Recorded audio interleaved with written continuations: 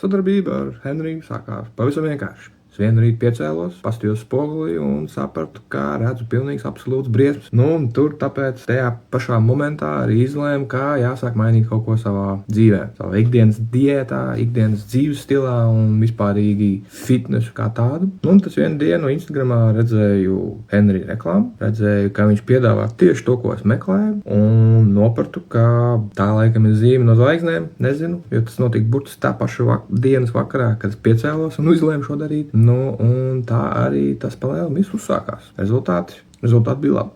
Un tagad es biju pilnīgs gurķis visā šajā tēmā.